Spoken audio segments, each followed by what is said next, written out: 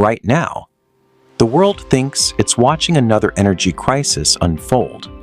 Oil prices are rising, governments are panicking, markets are becoming unstable, and every headline points to one place: the Strait of Hormuz, a narrow strip of water so important that nearly 20% of the world's oil passes through it every single day.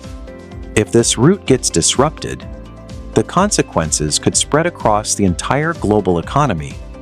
But maybe this story is much bigger than oil, because this isn't just about energy, it's about power.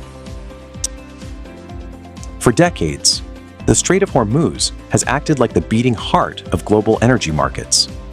Oil tankers move through it non-stop, day and night, supplying factories, cities, and entire countries with the energy they need to survive. Without this route, modern economies begin to slow down almost immediately. And this is why global markets react so aggressively whenever tensions rise in the Middle East. Because energy powers everything: transportation, manufacturing, food supply chains, electricity, trade. Almost every part of modern civilization depends on stable energy flows. And when those flows become uncertain, fear spreads quickly. But here's where the story changes. Because most people still think the United States is heavily dependent on Middle Eastern oil. 20 years ago, that was true. America relied heavily on foreign energy imports, and whenever oil prices surged, the US economy suffered badly. But today, the situation is completely different. Over the past 2 decades, the United States transformed itself into one of the largest energy producers on Earth. New drilling technologies unlocked enormous shale oil reserves. Production exploded, and suddenly, America no longer depended on foreign oil the same way it once did.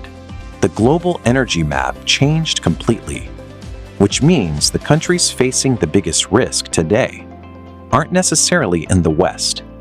They're in Asia, China, India, Japan, South Korea. These economies consume enormous amounts of imported energy every single day, and a huge percentage of that energy passes directly through the Strait of Hormuz. So when people say, a disruption in the strait could hurt the world economy, they're right, but they're also missing something important.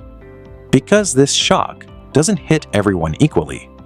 For some countries, it becomes an inconvenience. For others, it becomes a serious structural threat because there's a major difference between higher prices and losing access to supply entirely. Higher prices slow economies down, but energy shortages, those can stop factories completely. Production stalls, trade weakens, industrial output falls, and slowly, economic pressure begins to build. And no country understands this danger more than China, because China's economy runs on industrial production, factories, exports, massive manufacturing systems. And all of that depends on one thing: constant access to energy. Without it, the entire machine starts slowing down. China has spent years preparing for this possibility, building strategic reserves, diversifying suppliers, strengthening trade relationships with Russia and other producers. But preparation only buys time. It doesn't eliminate vulnerability, because China still imports enormous amounts of oil every single day, and much of it still passes through the strait. Meanwhile, the United States finds itself in a completely different position, because rising oil prices don't just create pain, they also create opportunity. Energy companies make more money, oil exports become more valuable, natural gas demand rises, and America benefits from all of it. And oil is only half the story, because natural gas markets matter too, especially liquefied natural gas.